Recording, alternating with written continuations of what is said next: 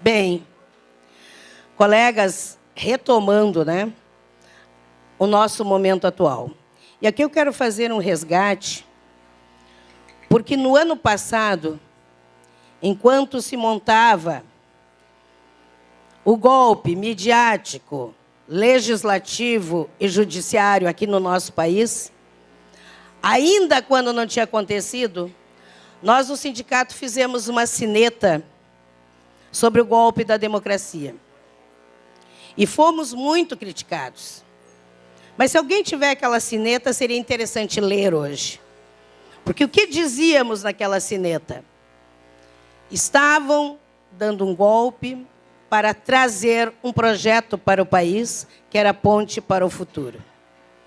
E hoje, para quem entrou como a gente orientava, entre lá no site do PMDB e leiam, eram 19 páginas só. Quem fez isso, hoje percebe que é a Ponte para o Futuro que está sendo implantada no nosso país. Agora a gente pergunta, futuro para quem? Futuro para quem? E nós temos, às vezes, a impressão que o Rio Grande do Sul é o laboratório do Brasil. Vamos lembrar, quando o governador Sartori assume, logo nos primeiros dias ele baixa um decreto, congelando absolutamente tudo no Estado. Nomeações, concursos, promoções, reajustes, enfim. E apresentou na Assembleia uma proposta de desmonte do Estado. E aqui eu quero dizer para vocês, se hoje ainda não foi aprovada, porque está um ano na Assembleia, e devemos lembrar que a base governista são 36 deputados contra 19 deputados de oposição. Pois foi a luta de cada um e cada uma de nós. Foi a resistência que fizemos na Praça da Matriz e que muitas de vocês, olhando, eu enxerguei lá na praça. Levando bomba, como levamos, spray de pimenta, bala de borracha, mas conseguimos impedir a votação de todas as PECs, que foi a grande derrota do governo. Um governo que tem 36 votos na sua base, o máximo que atingiu foi 30 votos, não foi nada mais do que o resultado da nossa luta, da nossa resistência. E isso eu quero repartir com toda a nossa categoria. Hoje à tarde, o governo vai fazer mais uma tentativa de votar os projetos. Agora, ao meio-dia, eles se reúnem para ver se o governo põe em votação à tarde ou não. Para vocês terem ideia, se no ano passado ele conseguiu 30 votos, neste ano soma-se aos votos do governo a ex-presidente da Assembleia, a deputada Covatti, a Silvana, que vem para a base do governo e vota com o governo agora no plenário. Se no ano passado o Jardel estava com todo aquele problema da cassação e foi cassado, hoje o deputado Edu, que vem para a Assembleia, também já declarou apoio aos projetos do governo. Então, nós chegamos perigosamente a 32 votos. Falta apenas 1. E o que está posto na Assembleia Legislativa hoje para votação? Fim da licença-prêmio. Os nossos colegas, como nós começamos a ganhar na justiça, porque o que acontecia, talvez muitos de vocês passaram por isso. Tu não conseguia gozar a licença-prêmio, daí tu te aposentava e perdia. A gente começou a entrar na justiça e começamos a ganhar. Tanto é que o governo já está pagando administrativamente. Só que isso, para os combalidos cofres do Estado, entre aspas, é muito caro. Aliás, você já deve ter ouvido tanto o secretário da Fazenda como o governador dizendo que os aposentados do Rio Grande do Sul são um peso. E que ele não reconhece se o Estado do Rio Grande do Sul, com todos os avanços que teve e que, infelizmente, está retrocedendo neste governo, foi construído com todos nós, dentro das escolas, trabalhando e fazendo com que a educação fosse com qualidade em nosso Estado. Peso é a gente ter que aguentar um governador como este. Não são os aposentados. A outra questão que está na Assembleia, e daí nos atinge a todos, gente, é o governo institucionalizar o atraso de pagamento. Porque hoje, a Constituição, no artigo 35, diz o seguinte: o governo é obrigado a pagar integralmente os salários até o último dia do mês trabalhado. Nós entramos com pedido de impeachment em relação ao governo, exatamente por não cumprir o artigo 35 e mais, que é outra questão também que é passível de pedido de impeachment: descumprimento de decisão judicial. Nós entramos na justiça, ganhamos liminar, foi para a votação do mérito, ganhamos, e o governo continuou atrasando o salário. O julgamento do jurídico da Assembleia seria de rir se não fosse triste. Porque eles olham a peça e dizem: a peça está juridicamente perfeita. Mas, tem sempre o maldito mas, como o governo consultou ao STF se poderia parcelar em 12 vezes o nosso 13º, a juíza Carmen Lúcia, do STF, disse que sim, porque o Estado estava com grave problema financeiro. E, baseado nisso, eles, então, arquivaram o processo de impeachment. Então, retirar o artigo 35 significa o quê? O governo não terá mais dia para nos pagar. Não será mais crime. Não estará mais afrontando a Constituição. E esse projeto 257, gente, é fundamental que a gente evite que seja aprovado. Porque significa, se atrasar 30 dias está bem, se for 60 também está, se for 90, porque nós não teremos mais essa garantia que temos na Constituição, e mesmo estando na Constituição, o governo, infelizmente, não está cumprindo.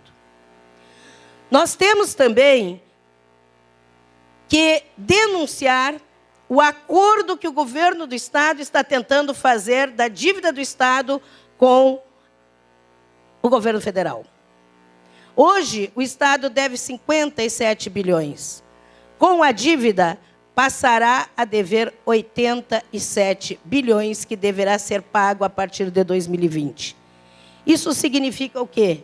Se hoje nós temos salários atrasados ou parcelados, vai piorar muito mais. Isso significa que o Estado do Rio Grande do Sul ficará ingovernável. Mas será que esta é a única saída? E é o questionamento que está hoje, inclusive, na própria mídia. O Estado do Rio Grande do Sul tem dinheiro a receber da nação. E está mais ou menos em torno de 48 bilhões. Só que para ele fechar este acordo, tem duas premissas. Primeiro, tem que abrir mão de cobrar essa dívida. E, em segundo lugar, tem que entregar para o governo federal, Banrisul, Corsan e CE, Sulgás e CRM, que são aquelas empresas que nós temos da energia. Por que que isso não é discutido com a população gaúcha? Por que que a maioria do povo não está sabendo? Porque o governo tem também uma PEC na Assembleia propondo acabar com o plebiscito. Mas por que perguntar para o povo? Tem que deixar vender, eles decidem e vendem tudo. Por que que a gente tem que começar a fazer esse debate, gente? Porque se não conseguirem aprovar, eles vão vir fazer um plebiscito. E a gente sabe como funciona o plebiscito. Eles têm toda a mídia na mão e vão conversar diariamente nas nossas casas. E qual é a fala que eles fazem em relação ao serviço público? O serviço público é ineficiente, o serviço público não funciona, que funciona mesmo são as empresas privadas. E a gente se pergunta, se a empresa privada funciona tão bem, por que que aqui no Brasil já teve que ter um investimento milionário para socorrer bancos privados que estavam quebrando? Se a empresa privada é tão boa, e se o serviço público, como eles dizem, que a CE está quebrada só dá despesa, alguém de vocês conhece um empresário tão bom, mas tão bom, que diga, eu vou comprar essa empresa que só dá prejuízo para livrar um pouquinho o Estado? Gente, estão querendo nos passar um atestado de burrice. E nós temos a obrigação de nos informarmos para poder fazer o contraponto. E eu quero dizer para vocês que nós estamos muito felizes em questão à relação da Previdência, da reforma da Previdência. O que tem acontecido de debate em todas as cidades desse estado, juntando pais, alunos, professores, funcionários, em alguns lugares a comunidade geral, para discutir a reforma da Previdência. Essa cartilha que nós fizemos está saindo que nem água. As pessoas têm vindo buscar. Tem a comadre que vai conversar com a amiga, no final da tarde, tomar um chimarrão. Essa cartilha ela está levando junto para discutir sobre a reforma da Previdência. E nós temos que fazer este papel. Porque o governo, na verdade, faz todos esses ataques. Por exemplo, a reforma da Previdência lembra a propaganda do governo? Gente, não tem problema nenhum trabalhar até os 65 anos. Claro que eles não dizem que tu tem que casar 49 anos de contribuição. Aí ele deu um exemplo. Olha lá o Mick Jagger, está com 82, gente. E está fazendo show até hoje, mas que preguiça é essa que vocês não querem trabalhar até os 65? Aquele programa da Fátima Bernardes, esses dias entrevistou a Anissete Bruno, quase 90 anos, e ela está encantada de trabalhar até os 90. Então, a gente não entende por que tanta briga para trabalhar só até os 65.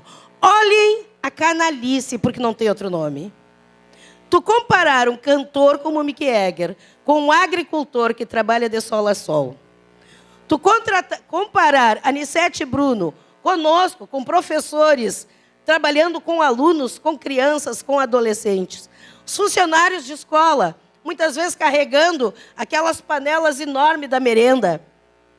Eu fico imaginando uma professora do primeiro ano, que as crianças são tão carinhosas, se penduram na gente, né? Todo mundo quer abraçar a prof. Tu te abaixa para abraçar e, de repente, tu não levanta mais. E daí tu fica descadeirada. Vocês imaginem nós chegando na escola, a gente chegando na escola, e, de repente, com o estresse que a nossa categoria tem, e a cada vez está mais difícil, que a gente chega e não sabe bem aonde a gente vai, qual a turma, podemos correr o risco de não saber bem qual é a nossa disciplina. Mas tem mais uma coisa que me preocupa. Tem pessoas pegando a data que começou a trabalhar, a contribuir, e soma 49 anos para ver até onde vai. E eu fui surpreendida esses dias numa escola, de um colega dizendo, eu vou me aposentar com 82 anos para poder ter a integralidade. E a integralidade é em cima dos 80 últimos salários. Aí eu tive que dizer para a colega, tu nunca vai receber integralidade. Porque aos 75 a compulsória nos pega. Então, gente, eles vão fazer a maior poupança que esse país já viu. Tanto aqui na nossa Previdência no IP, como no INSS. Porque quando joga jovens de 16 anos para o mundo do trabalho, é claro que os empresários, se eles puderem pagar alguém com 50 anos, que tu está trabalhando há muito tempo, tu vai tendo um valorzinho a mais do que o inicial, vai trocar por um de 18 anos.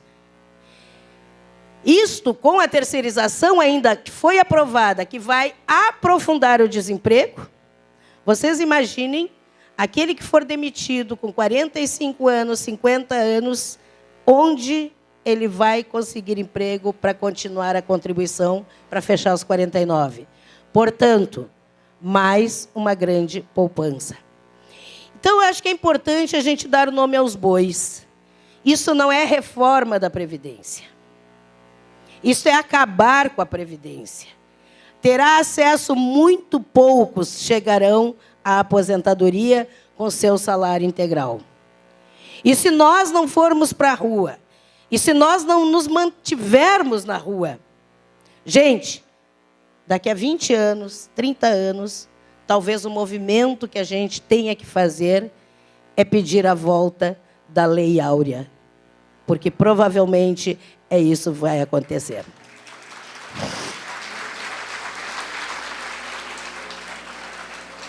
Temos que ficar alerta. A terceirização que foi aprovada, a toque de caixa, num golpe, porque a gente fez todo o movimento contra a PL 4330. Lá no Senado, se conseguiu parar. O senador Paim está sentado em cima da 4330. Sabe o que eles fizeram? Eles buscaram um projeto de lei do Sandro Mabel, o 4302, que estava parado desde o governo Fernando Henrique, lá de 98. Ele já tinha passado pela Câmara, foi para o Senado, sofreu uma modificação, portanto, ele teria que ser a segunda votação na Câmara Federal. E estava lá, dormindo. 2098, nós estamos quase em 2018. É um bom tempo. Pois eles puxaram da gaveta, em toque de caixa, em 2 dias, aprovaram. E daí, gente, a terceirização agora está aberta para absolutamente todos os postos de trabalho. Não é à toa que, se vocês estão acompanhando, que o Temer tem dito que vai encaminhar um projeto para poder demitir quem tem estabilidade no emprego. E é por isso que eu digo, se a gente não lutar, podemos ter que lutar pela volta da Lei Áurea. Porque já tem aprovado o projeto do ensino médio, que poderão dar aula àqueles que forem considerados, não precisa ser professor, mas que tiver notório saber. Quem vai dar esse certificado de notório para saber? Então, nós temos que estar muito alerta. Os ataques são muitos, mas principalmente, e aqui eu sei, pela história que vocês têm, nesse sindicato, em defesa da escola pública, mais do que nunca, neste momento, a nossa luta tem que ser pelo direito dos nossos alunos terem, de um dia, poderem se aposentar. Porque esta juventude é que será a mais massacrada. Um bom encontro para todas nós e que possamos refletir e nos fortalecer. E fiquem atentos, porque se quiserem botar em votação hoje, de repente, nós vamos convocar para suspender o encontro e nós vamos para a Assembleia Legislativa para fazer a pressão. O nosso lugar será na rua. Na rua estaremos. Até a vitória!